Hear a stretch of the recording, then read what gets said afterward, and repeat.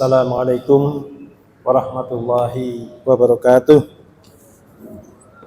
Alhamdulillah wassalatu wassalam ala Rasulillah wala haula wala quwata illa billah, amma ba'd.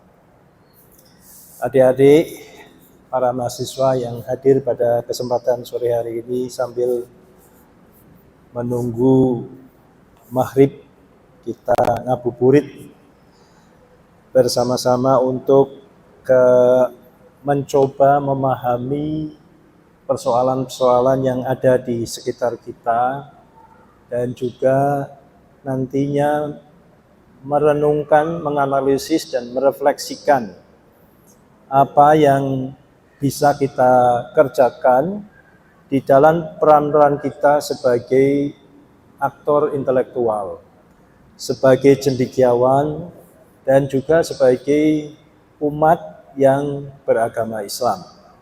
Tentu saja ada dimensi-dimensi yang berbeda di dalam peran-peran tersebut, akan tetapi sesungguhnya hakikat dari perjuangan kita di hidup kita yang sebentar itu adalah mengabdikan diri kepada Allah, dan tentu saja di dalam pengabdian itu kita memerlukan berbagai macam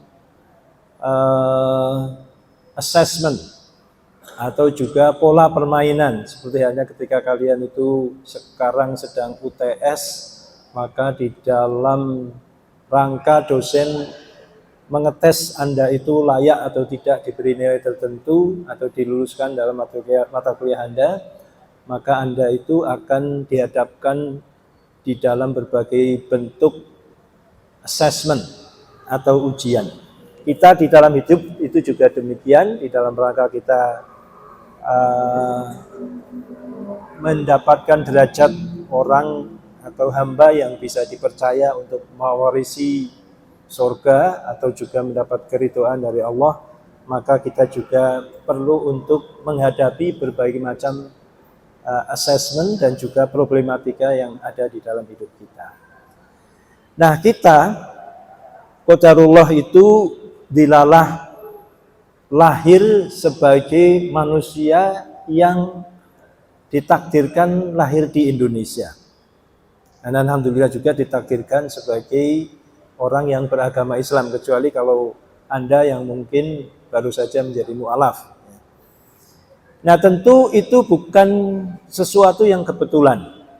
Mengapa Anda tidak dilahirkan di Irlandia misalnya, atau di London, atau di Paris, atau di Australia, di New Zealand, di Jepang, dan seterusnya. Tetapi kita semua dilalah takdirnya lahir di Indonesia. Nah, tentu saja persoalan-persoalan yang dihadapi oleh bangsa kita, masyarakat kita, daerah kita memiliki perbedaan dengan persoalan-persoalan yang dihadapi oleh negara lain, daerah lain, tempat lain, dan seterusnya. Nah, pertanyaannya adalah dengan keadaan yang melekat pada kita di sekeliling kita, keadaan keluarga kita, keadaan daerah kita, kota kita atau desa kita, lalu provinsi kita, negara kita, dan seterusnya, apa yang Allah mandatkan, hikmah apa yang Allah akan perintahkan kepada kita untuk berbuat sesuatu terhadap keadaan itu. Nah, ini adalah merupakan pertanyaan yang harus selalu kita nyangkan di dalam pikiran kita, di dalam mindset kita sehari-hari. Jadi hari per hari kita berhadapan dengan masalah-masalah yang bersifat pribadi, yang bersifat keluarga, yang bersifat komunal. Pertanyaan yang harus selalu kita dengungkan di hati kita itu adalah, atau di kepala kita adalah, apa yang sebenarnya Allah kehendaki dari semua skenario yang mengelilingi kita itu. Ya. Jadi jangan biarkan hari-hari Anda itu jalan begitu saja tanpa arah dan tanpa evaluasi. Nah, pada saat sekarang ini, salah satu masalah yang berat sedang kita hadapi itu adalah berkaitan misalnya kesenjangan sosial. Oleh karena itu tadi pembawa acara menyatakan sore hari ini tema yang akan saya ajak Anda untuk berdiskusi itu adalah tentang keadilan dan kesejahteraan sosial. Mengapa di Indonesia isu ini merupakan sesuatu yang boleh dikatakan berat? Karena fakta yang ada, misalnya dalam kehidupan empirik kita menyaksikan kejadian terakhir saja. Itu kita ramai di media dan jagat maya tentang adanya kecenderungan tren flexing. Apa itu flexing? Apa itu flexing? Pamer harta. Ya. Sebenarnya tidak hanya pamer harta, tetapi ujub, kira-kira flexing itu. Ya. Bangga kalau orang lain itu takjub kepada si pemamer itu. Ya. Flexing itu ditunjukkan, misalnya yang heboh itu adalah anak seorang pejabat di Kemenkeu, eselon 3, punya Robiken, punya harta puluhan bahkan ratusan miliar, lalu kemudian kemana-mana atau di Instagramnya, di Facebooknya dan seterusnya dia pamer mobil mewah, motor mewah, atau kehidupan glamor lainnya, dan kemudian pada akhirnya terjerembab di dalam persoalan hukum karena menganiaya orang lain, ya kan? Atau juga kita melihat berbagai macam kecenderungan yang lain. Sekarang kita di era medsos ini segala sesuatu itu dengan mudah kita pamerkan. Nah, ini kamu jangan suka ikut-ikutan makan Indomie dipamerin, foto dulu lalu diupload, ya, dibikin status. Kamu ke kafe bikin status dulu. Ya. Jadi sehari bisa 100 kali pamer status. Nah, itu adalah flexing. Ya. Flexing kalau wajar mungkin tidak apa-apa, tetapi kalau mengandung ketidakwajaran itu menunjukkan ada suatu penyakit, baik di dalam pribadi orang yang bersangkutan maupun juga di dalam tata cara kita mengelola negara atau masyarakat kita ini. Kalau kita bicara pada fakta atau analisis yang lebih serius, ini betapa kesenjangan di Indonesia ini menjadi masalah yang luar biasa pada saat sekarang. Di tahun 2022 misalnya, ada lembaga keuangan dari Swiss namanya Credit Suisse mengeluarkan riset mengenai indeks ketimpangan kekayaan di seluruh dunia. Nah, di dalam riset tersebut dilalah ya, negara kita itu dikategorikan di dalam 9 negara dengan kekayaan yang tidak merata. Jadi, di ranking 9 dari seluruh negara yang ada di dunia, menurut riset tersebut, Indonesia adalah termasuk negara yang tidak memiliki konteks wealth distribution yang baik. Ya. Jadi di riset tersebut ditunjukkan bukti bahwa 1% penduduk Indonesia, orang terkaya di Indonesia itu menguasai sebanyak 49,3%. Jadi 1% penduduk menguasai 49,3% kekayaan nasional. Ya. Jadi pada satu sisi ada orang yang sehari-hari tidak bisa makan kenyang, pada sisi lain ada orang-orang yang memiliki hampir separuh kekayaan nasional kita, yang dimakan sampai 8, 10, 100 turunan mungkin nggak habis-habis. Ya. Oleh karena itu kita kemarin juga tercengang-cengang adanya skandal 300 sekian triliun yang terjadi di Kementerian Keuangan. Mungkin ini sebagian dari fenomena itu. Nah, apabila konsentrasi kekayaan 1% terkaya di Indonesia itu ditempatkan di dalam rankingan, maka kita menduduki urutan keempat di dunia setelah Rusia. Rusia itu 1% penduduknya menguasai 74% kekayaan nasional. India nomor 2. 1% penduduknya menguasai 58,4% kekayaan nasional, dan Thailand menguasai 1%-nya itu 58% kekayaan nasional. Dan kita nomor 4 dengan angka 49,3%. Ya, jadi termasuk negara yang gap distribution of wealth-nya itu sangat tinggi. Bahkan jika dinaikkan persentasenya menjadi 10% orang terkaya, penguasaan kekayaan nasionalnya itu mencapai angka 75,7%. Ya. Jadi 10% orang terkaya di Indonesia menguasai aset nasional, kekayaan nasional sebanyak 75,7%. Ini artinya 90% penduduk yang lain hanya menguasai sekitar 24,3% kekayaan nasional. Ya. Semua orang, hampir semua orang 90% itu hanya kebagian 24,3% kekayaan nasional. Nah, ini tentu merupakan satu fenomena atau fakta yang cukup memprihatinkan. Kenapa? Kalau kita mempelajari jatuhnya negara-negara besar maupun kecil di masa lalu, salah satu variabel yang mempercepat bangkrutnya, kejatuhan, terpecahnya negara-negara masa lalu itu adalah berkaitan dengan ketidakberhasilan negara tersebut di dalam maintaining national wealth distribution. Anda pelajari sejarah-sejarah bangsa-bangsa masa lalu, terjadinya pemberontakan rakyat, terjadinya kekacauan, runtuhnya satu rejim, salah satu variabelnya itu adalah karena ketimpangan sosial yang tinggi.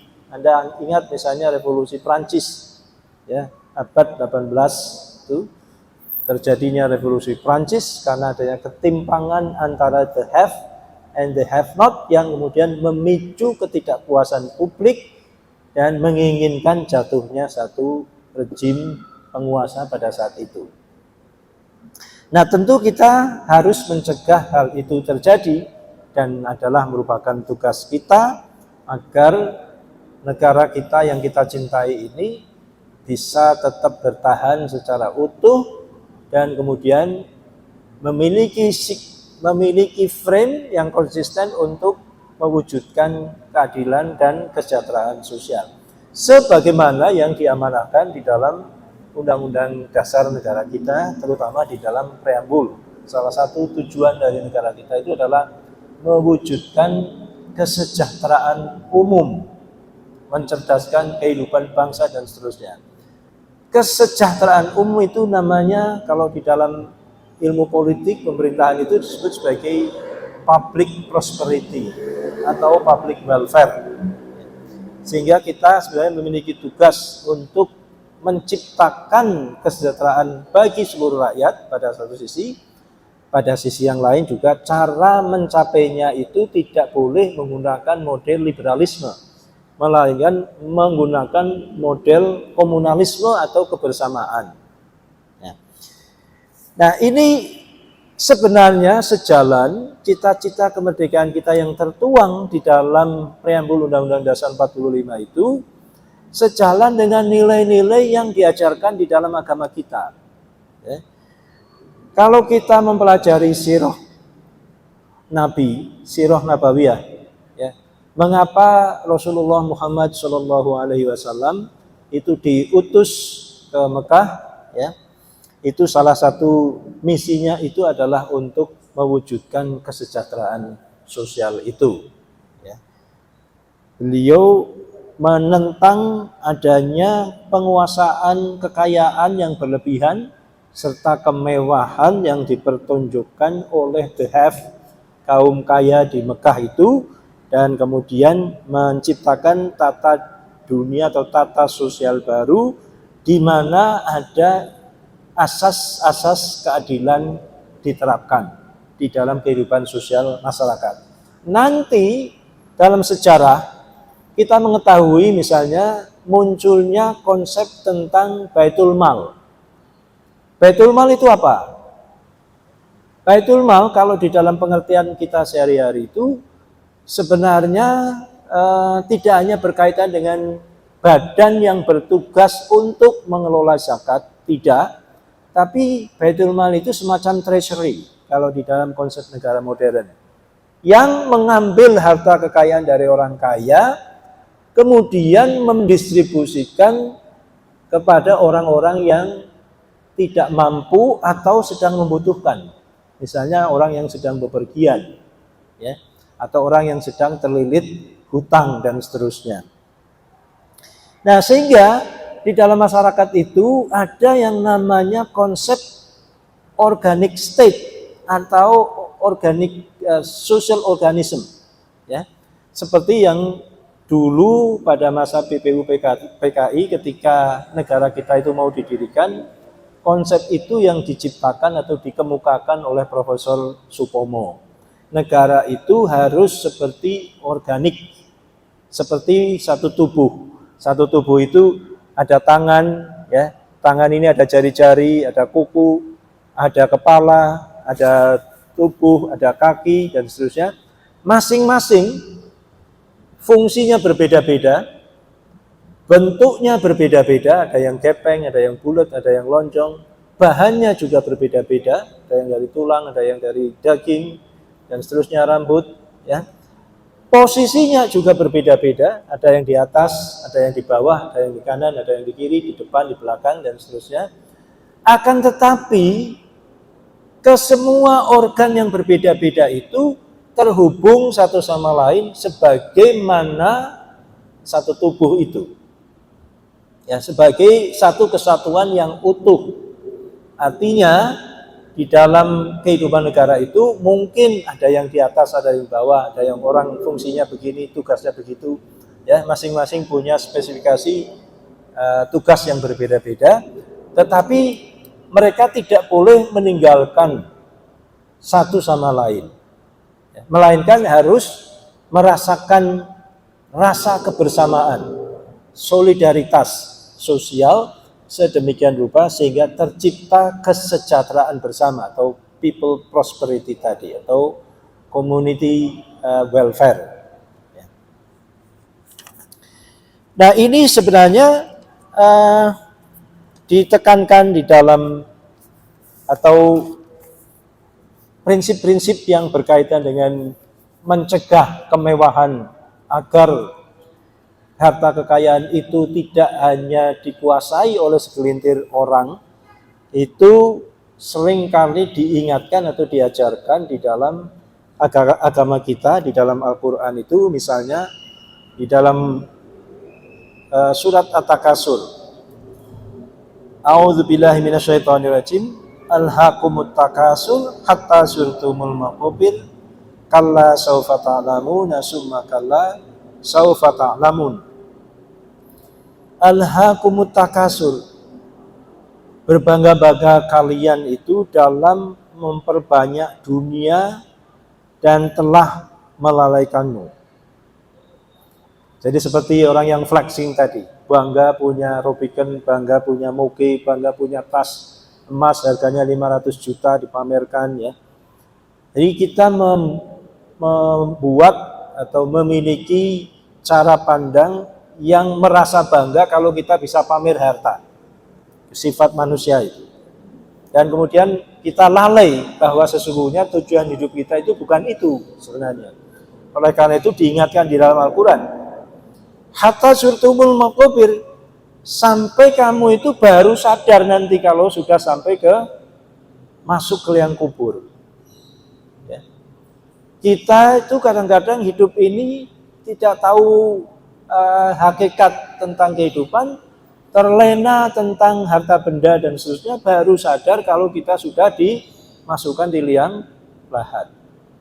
Ya, masuk ke liang lahat sudah baru ternyata yang namanya moge, tas dari emas, tas dari branded luar negeri, merek luar negeri, tas atau harta kekayaan rumah yang mungkin berhektar-hektar, atau mobil yang sangat mewah, itu tidak ada gunanya sama sekali. Hatta zurtumul maqabir kalla saufa ta'lamun, sekali-kali tidak ada gunanya harta benda yang kamu bangga-banggakan itu, sehingga kelak kamu akan mengetahui akibat dari perbuatanmu itu. Ya. Kalau kita punya harta, kalau di dalam ajaran agama kita itu bukan untuk dipamerkan pada orang lain, tapi dipakai untuk tujuan yang eternal, yaitu tujuan di akhirat. Apakah disedekahkan, diamalkan, atau dipakai menolong orang lain. Ojo dipakai untuk membangga-banggakan harta sehingga dirinya dianggap sebagai orang yang istimewa atau memiliki kelebihan dibandingkan dengan orang yang lain.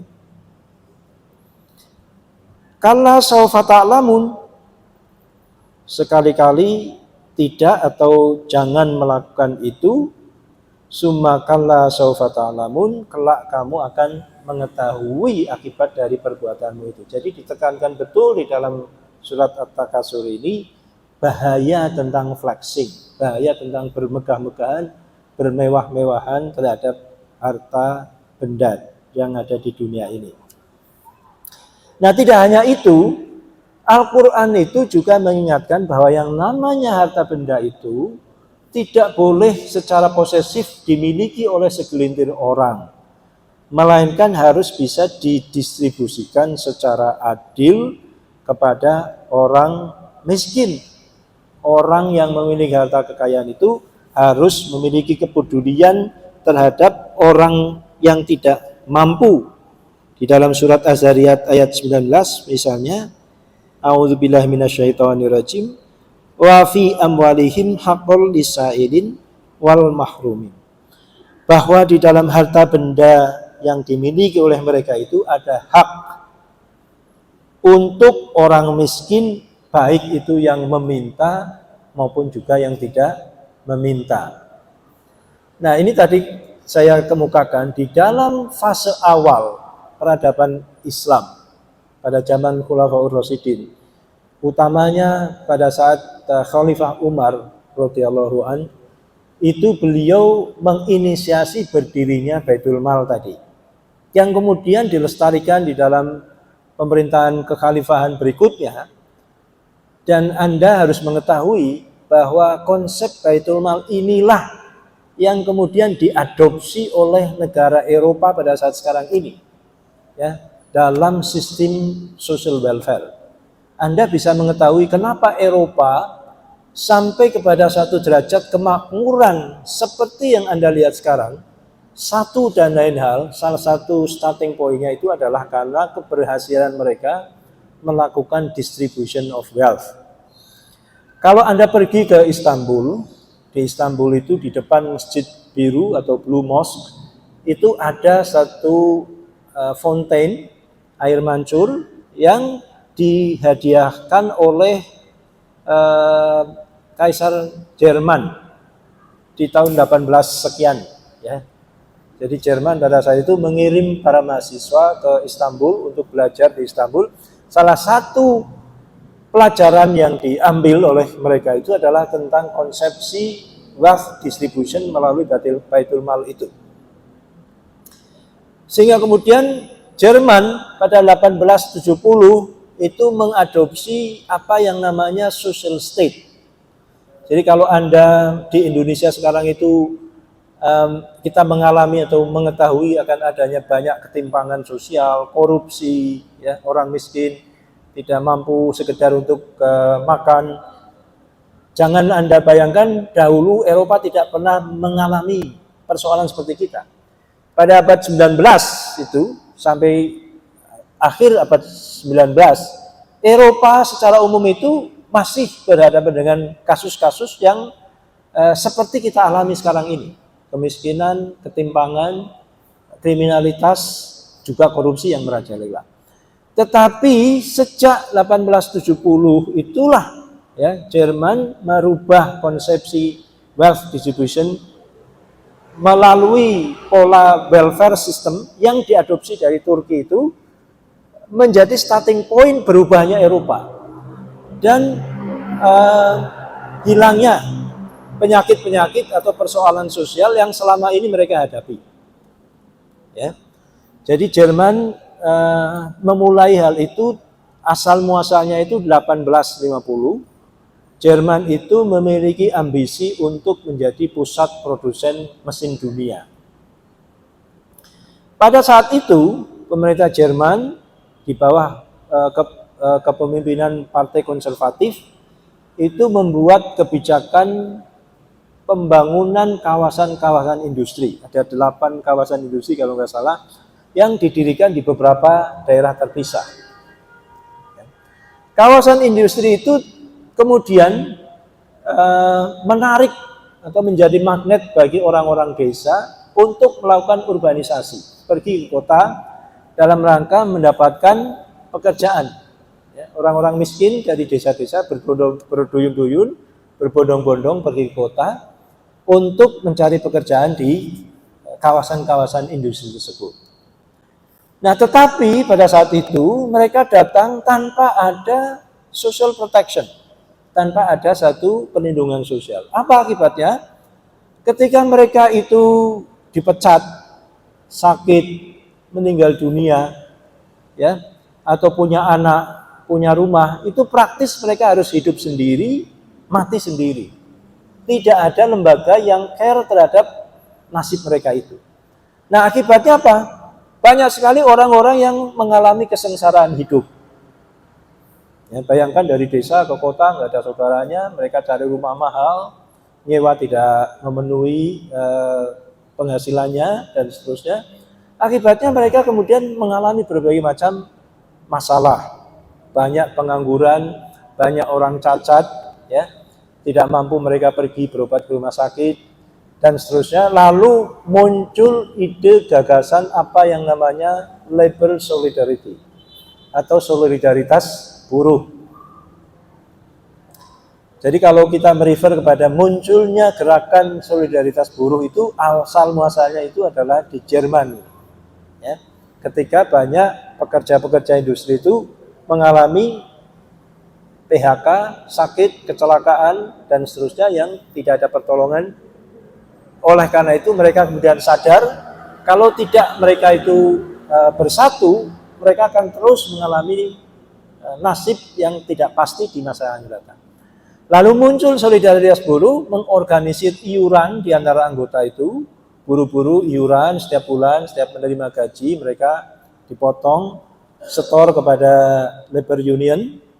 Lalu ketika anggotanya itu mengalami kondisi-kondisi tertentu seperti di PHK tadi atau kecelakaan kerja atau melahirkan dan seterusnya, iuran yang atau premi yang dibayarkan kepada solidaritas buruh itu kemudian dibayarkan kepada mereka. Nah, inilah asal muasalnya. Yang kemudian Jerman tidak puas dengan model itu, mereka mengirimkan mahasiswa untuk belajar ke Turki tentang konsepsi Baitul Mal yang ada di kekhalifahan Turki itu, Turki Utsmani. Lalu kemudian di 1870 diadopsi oleh pemerintah Jerman.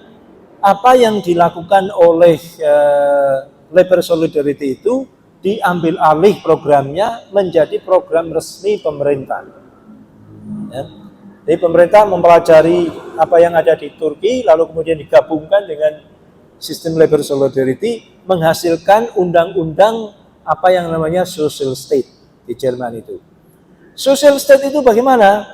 Hampir sama dengan model Baitul Mal, yaitu pemerintah menerapkan jaminan sosial tadinya itu kepada orang-orang yang miskin atau orang-orang yang kurang beruntung seperti tadi kena PHK, kecelakaan dan seterusnya. Dan kemudian nanti di 1890 direvisi, jaminan sosial diberikan kepada seluruh warga negara. Lalu muncul apa yang namanya konsepsi poverty line atau garis kemakmuran. Ya. Jadi pada prinsipnya pemerintah menjamin semua warga negara itu pasti bisa hidup di atas garis kesejahteraan atau garis kemakmuran. Garis kemakmuran itu dihitung dari mana? Dihitung tentang kebutuhan minimal warga negara untuk hidup layak. Jadi misalnya kalau kalian ngekos di kos-kosan yang layak, ukuran studio misalnya, 4 x 4 meter persegi, kamar mandi dalam, ada AC dan seterusnya, itu 1 bulan berapa. Lalu untuk kebutuhan makan, 1 orang berapa kilokalori, katakanlah 1 hari 150 kilokalori. 1 tahun berarti akan ada kebutuhan sekian kilokalori. Ya. Lalu kemudian untuk transportasi, untuk hiburan, untuk berobat, itu kira-kira butuh berapa 1 tahun. Nah, angka kewajaran kesejahteraan minimal itulah yang kemudian ditetapkan sebagai garis prosperity. Misalnya kalau 1 tahun, pemerintah menetapkan bahwa orang hidup wajar itu dibutuhkan uang sebanyak 20.000 euro. Maka itulah garisnya. Yang namanya garis prosperity itu adalah jaminan dari pemerintah agar semua warga negara bisa memenuhi kebutuhannya atau memiliki penghasilan di atas 20.000 euro. Bagaimana kalau ada orang yang karena keadaan, entah itu karena resesi, karena di PHK, karena kurang keterampilan, penghasilannya tidak bisa mencapai 20.000 euro. Yang dilakukan adalah memberikan subsidi. Ya, jadi sama dengan konsepsi zakat di tempat kita. Kalau ada orang penghasilannya hanya 10.000, berarti pemerintah memberikan subsidi sebanyak 10.000 untuk bisa sampai ke garis prosperity itu. Kalau ada orang penghasilannya hanya 12.000, maka pemerintah memberikan subsidi sebanyak 8.000 euro supaya dia sampai ke lifting angka 20.000. Kalau ada orang penghasilannya, dan itu di tracking, dipajak biasanya, PPh kalau tempat kita. Kalau orang itu penghasilannya 18.000, berarti pemerintah memberikan subsidi sebanyak 2.000 euro. Sehingga orang itu sampai ke titik 20.000 euro. Bagaimana kalau ada orang penghasilannya di atas 20.000, misalnya 30.000 atau 40.000 atau mungkin 100.000? Maka pemerintah kemudian menerapkan apa yang namanya pajak progresif. Pajak progresif itu adalah pajak yang dikenakan dengan pola semakin tinggi pendapatan seseorang, maka prosentase pajaknya menjadi semakin besar. Ya. Jadi kalau orang penghasilannya 30.000, berarti selisih 10.000 dari 20.000 prosperity lain, mungkin dia dikenakan pajak penghasilan sekitar 15-20%. 30.000 sampai 40.000 mungkin naik 5%. Kalau nanti sampai 100.000 pajaknya itu bisa di atas 50%. Ya. Nah, itulah cara dari pemerintah Jerman yang kemudian nanti ditiru oleh Italia, Prancis, Inggris dengan sistem yang berbeda-beda dan kemudian dikembangkan secara lebih progresif di negara-negara Nordik, ya, Irlandia, Norwegia dan seterusnya. Sedemikian rupa sehingga negara-negara Nordik itu adalah negara yang kalau sekarang ini dari berbagai macam indeks itu dinyatakan sebagai negara yang paling sejahtera di dunia.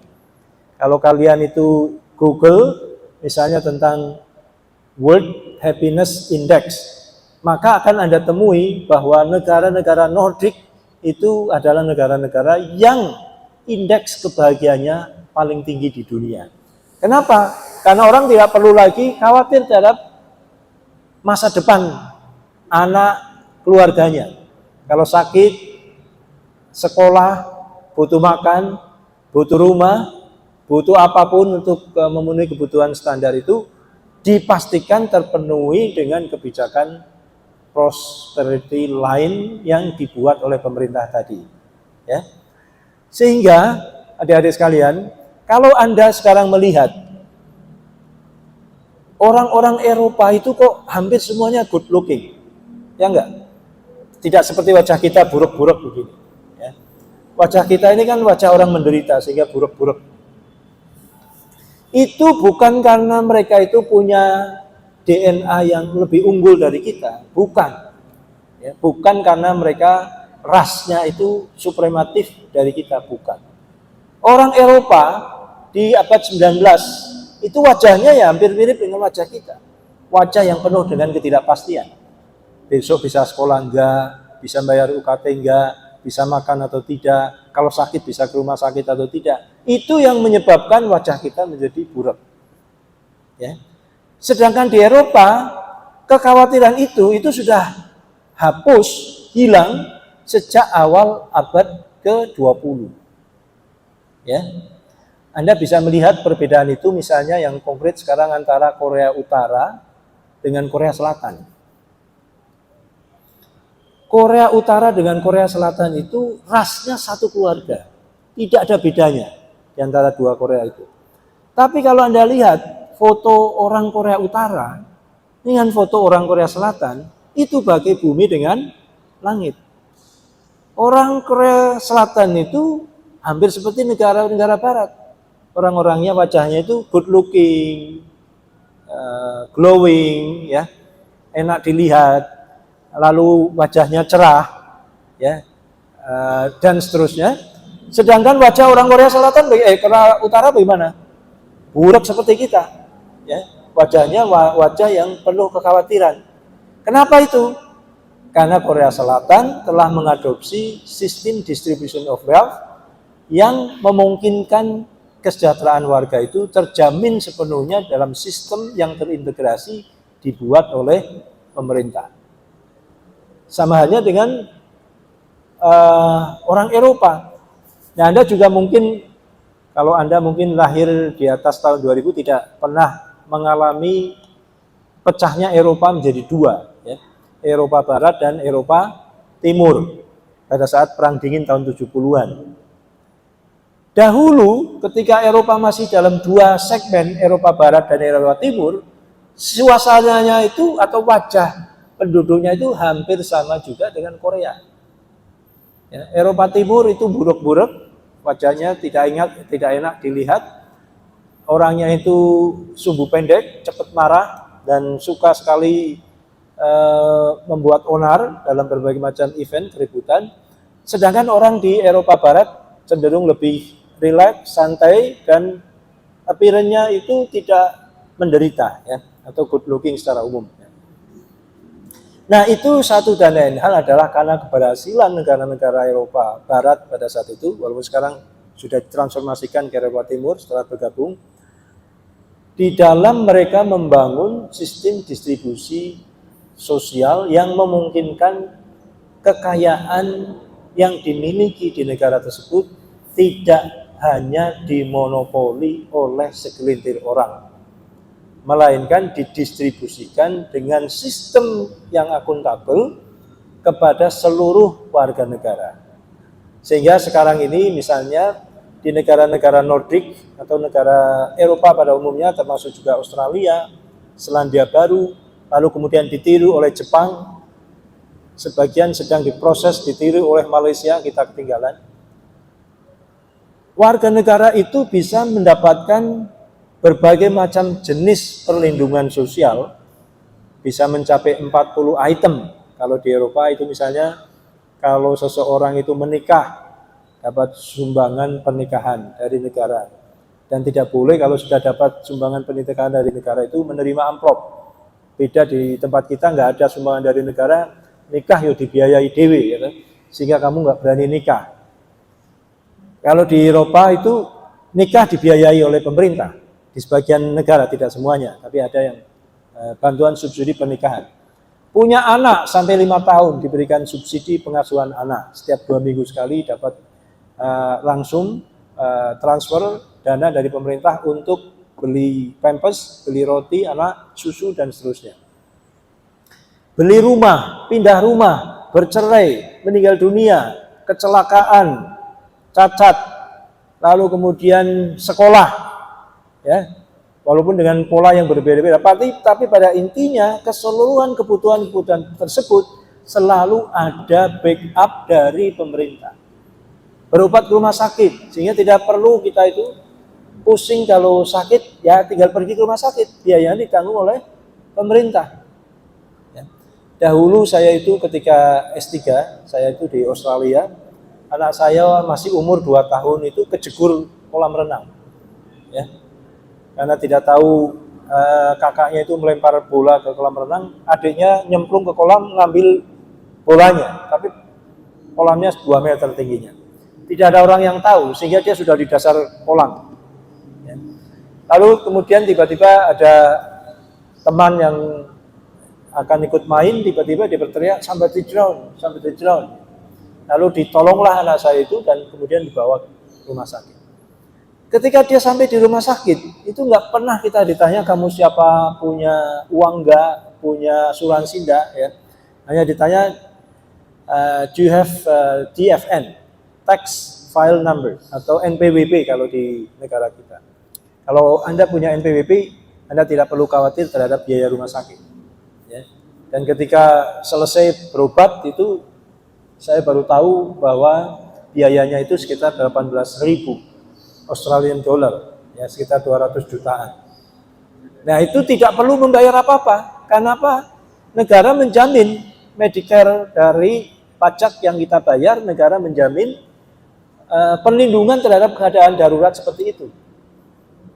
Ya jadi warga negara praktis tidak punya kekhawatiran terhadap hal-hal yang di Indonesia itu menjadi kekhawatiran. Nah, inilah mengapa adik-adik, kalau Anda mengikuti berita, ini sampai jam berapa? Sampai jam berapa? Terus kita selesai bicaranya? Ada diskusinya? Oke. Kalau Anda mengikuti pemberitaan misalnya di Belanda, sekarang banyak penjara yang kosong, ya enggak? Lalu mungkin kita kadang-kadang berpikir, apakah orang Belanda menjadi orang-orang yang religius sehingga mereka tidak kemudian melakukan tindakan pidana? Mungkinkah mereka ini berbondong-bondong pergi ke gereja atau menjadi mu'alaf sehingga kemudian mereka tidak perlu lagi masuk bui? Jawabannya adalah tidak. Itu satu persoalan yang lain, bahwa di Belanda itu banyak sekali orang masuk Islam, ya. Di Eropa pada umumnya banyak sekali orang menjadi mu'alaf, iya. Tapi yang menyebabkan penjara-penjara di Eropa pada umumnya atau khususnya di Belanda itu kosong, itu adalah akibat dari keberhasilan pemerintah di dalam menciptakan sistem keadilan sosial tadi. Kenapa? Karena dengan sistem jaminan keadilan sosial, kesejahteraan sosial itu praktis tidak ada insentif lagi bagi orang untuk melakukan tindakan pidana. Tidak ada insentif, keinginan yang mendorong orang untuk mencuri. Orang mencuri itu kan karena takut dia tidak bisa makan, ya enggak? Orang mencuri takut dia tidak bisa bayar UKT, bayar SPP anaknya. Orang mencuri merampok karena mungkin dia butuh bangun rumah. Nah, semua kebutuhan itu kalau di Belanda sudah dicukupi oleh sistem social protection. Sehingga tidak ada lagi orang mau menyengsarakan diri dengan mencuri, merampok. Nggak ada gunanya. Kenapa? Toh semua kebutuhan dijamin oleh negara. Tidak seperti di negara kita ini.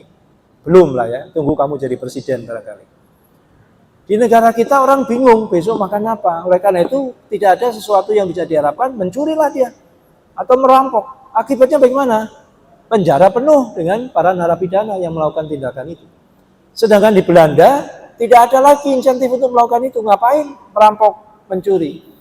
Ya, karena negara toh sudah menjamin semuanya. Kalau warga negara sana mencuri atau merampok, justru dia akan kehilangan social protection dari negara. Hidupnya akan sengsara. Sekolah bayar dewe, rumah sakit bayar dewe, beli rumah harus bayar dewe, tidak ada subsidi. Dan sengsara dia. Akibatnya apa? Tidak perlulah orang itu mencuri, merampok dan seterusnya. Nah inilah yang menyebabkan penjara-penjara di Belanda dan Eropa itu menjadi kosong. Nah penjara-penjara di Indonesia masih penuh, berjejal-jejal, bahkan over capacity. Ini adalah akibat dari belum keberhasilan kita dalam mengelola negara yang terintegrasi dalam sistem social welfare yang baik. Akibatnya semua orang harus hidup sendiri, mati sendiri, mencari jalan kesejahteraan sendiri karena tidak atau belum disediakan jalan itu oleh pemerintah. Nah inilah adik-adik sekalian yang menjadi tugas kita bersama untuk ke depan spirit dari social welfare atau juga Baitul Mal itu harus bisa kita aplikasikan di dalam tata cara penyelenggaraan negara kita. Nah, kita bisa belajar dari Malaysia. Kalau kita mau belajar langsung seperti Eropa, kita melakukan lompatan, itu mungkin terlalu jauh.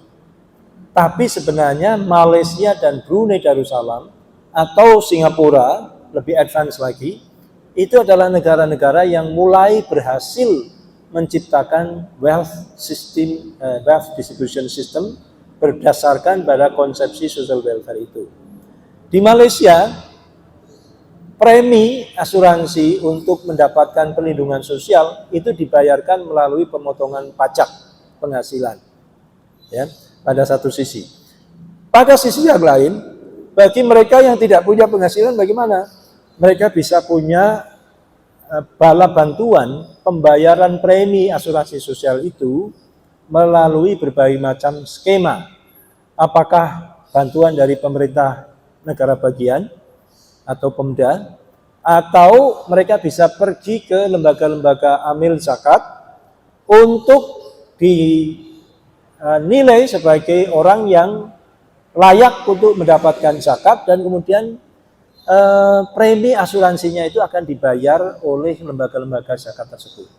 Jadi kalau di Indonesia misalnya yang sekarang ini ada itu BPJS katakanlah ya, tapi BPJS kita itu sebenarnya masih terlalu primitif barangkali kalau dibandingkan dengan yang di luar negeri. BPJS kita bagi orang yang tidak mampu membayar premi BPJS, itu mereka harusnya bisa pergi ke masjid, mungkin ya, ke gereja atau NGO yang menyediakan dana amal sedemikian rupa sehingga orang-orang yang tidak mampu itu tetap bisa mendapatkan perlindungan sosial. Nah, itu yang sudah diterapkan di Malaysia, sehingga saya khawatir terus terang itu kita dengan Malaysia itu masih satu rumpun, ya, satu etnis Melayu. Tapi saya yakin dalam jangka waktu 5-10 tahun yang akan datang, appearance dari orang Malaysia itu akan jauh lebih good looking dibandingkan dengan appearance kita. Sama halnya dengan Korea Utara dengan Korea Selatan tadi. Sehingga kalau kita itu tidak pandai-pandai mengelola negara, menyusul segera Malaysia, nanti saya takutnya itu orang-orang Malaysia jauh lebih ganteng dari kita, gadis-gadisnya jauh lebih cantik dari kita, sementara kita masih tetap begini-begini terus. Nah, itulah barangkali pemantik materi. Kalau ada yang mau bertanya, barangkali sambil menunggu Dung, saya persilahkan. Sekedar barangkali 2 atau 3 pertanyaan sembari kita menunggu adzan maghrib. Begitu dari saya. Mohon maaf kalau ada kekurangan. Assalamualaikum warahmatullahi wabarakatuh.